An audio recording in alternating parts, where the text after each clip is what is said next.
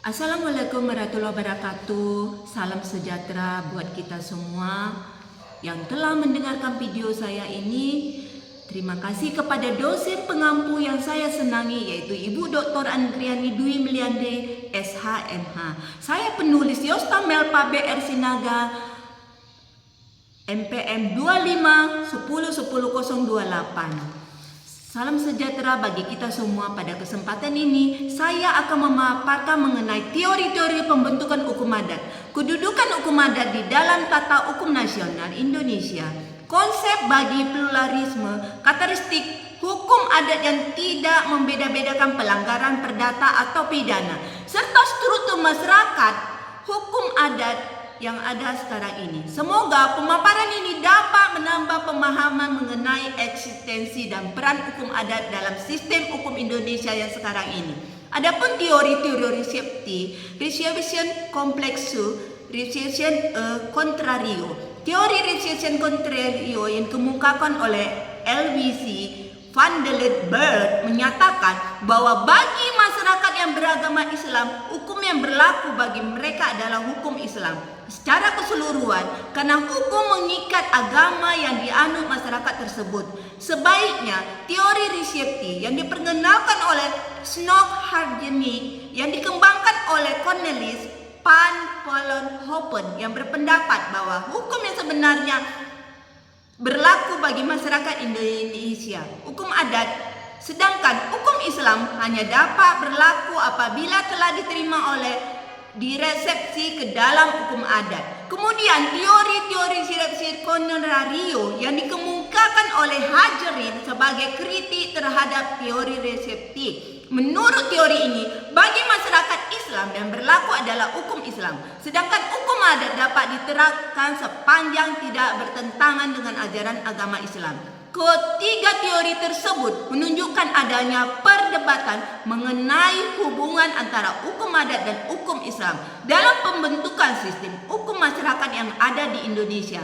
Adapun kedudukan hukum adat di dalam tata hukum nasional Indonesia, hukum adat memiliki kedudukan yang penting di dalam hukum nasional Indonesia karena merupakan salah satu sumber hukum yang hidup dan berkembang di tengah masyarakat. Keberadaan hukum adat diakui di dalam pasal 18B ayat 2 Undang-Undang Dasar 1945 yang menyatakan bahwa negara mengakui dan menghormati kesatuan masyarakat hukum adat beserta hak-hak tradisional sepanjang masih hidup dan sesuai dengan perkembangan masyarakat serta prinsip-prinsip yang ada di Negara Kesatuan Republik Indonesia kita ini. Contohnya, hak wilayah masyarakat adat yang diakui di dalam hukum agraria melalui Undang-Undang Pokok Agraria tahun 1960. Selain itu, penyelesaian sengketa adat seperti sengketa tanah ulayat di Minangkabau serta ada penyelesaian konflik masyarakat adat yang ada di Bali melalui lembaga-lembaga adat menunjukkan bahwa hukum adat tetap menjadi bagian dari sistem hukum nasional yang ada di Indonesia. Legal pluralisme dan relevansi pemberlakuan hukum adat, yaitu kondisi di mana di dalam suatu wilayah masyarakat terdapat lebih dari satu sistem hukum adat yang berlaku secara bersamaan, misalnya hukum negara, hukum adat, dan hukum agama. Di dalam konsep World Legal Pluralism, keberadaan hukum adat diakui secara di bawah kendali pengakuan negara, sehingga efektivitasnya bergantung pada legitimasi hukum negara. Contohnya adalah pengakuan hak wilayah masyarakat adat yang harus memenuhi syarat tertentu berdasarkan peraturan perundang-undangan yang sementara itu. Strong legal pluralism mengakui bahwa hukum adat dapat hidup dan berlaku secara mandiri di masyarakat meskipun secara langsung dibentuk oleh negara. Contohnya adalah penyelesaian sengketa adat melalui musyawarah adat di berbagai komunitas adat, tetapi dipatuhi masyarakat meskipun tidak selalu memenuhi proses peradilan negara. Dengan demikian, teori legal pluralisme menjelaskan bahwa hukum adat tetap relevan karena hidup dipatuhi sebagai norma sosial yang efektif di tengah-tengah masyarakat.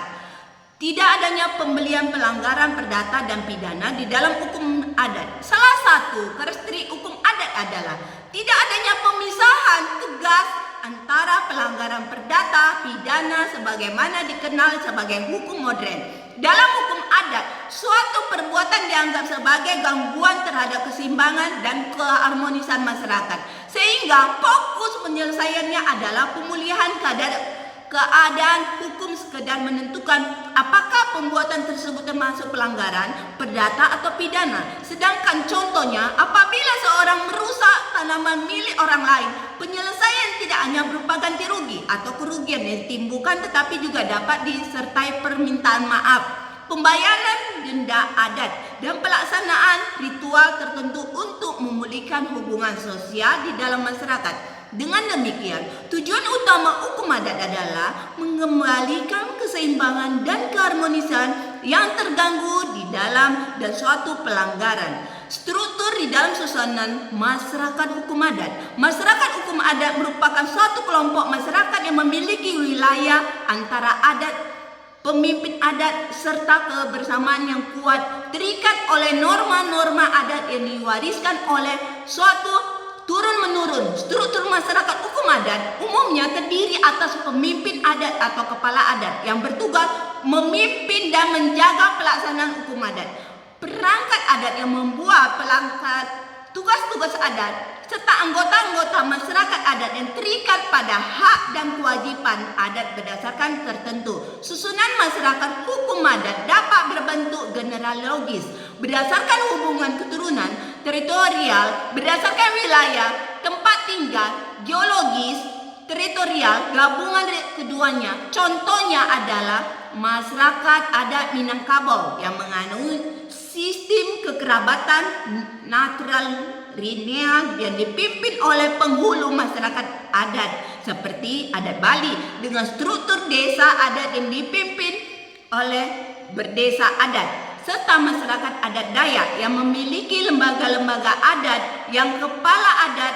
sebagai pemegang kewenangan di dalam menyelesaikan berbagai persoalan adat. Salam penutur. Terima kasih kepada dosen pengampu yang saya senangi di dalam memberikan masukan kepada kami mahasiswa yang ada di tempat ini. Terima kasih kepada Ibu Dr. Agriani Miliander SHMH. Saya penulis Yosta Melpa merasa senang Ibu mau memaparkan dengan senang hati kepada kami untuk akan masukan untuk akan masa depan kami di dalam hukum adat. Demikian pemaparan ini dapat saya sampaikan mengenai teori pembentukan hukum adat, kedudukan hukum adat di dalam hukum nasional Indonesia, konsep legal pluralisme, karakteristik hukum adat, serta struktur masyarakat hukum adat. Semoga penjelasan ini dapat memberikan pemahaman untuk akan datang yang lebih baik mengenal pentingnya hukum adat sebagai bagian dari kekayaan hukum adat yang ada di Indonesia. Terima kasih atas perhatian yang diberikan. Assalamualaikum warahmatullahi wabarakatuh. Terima kasih.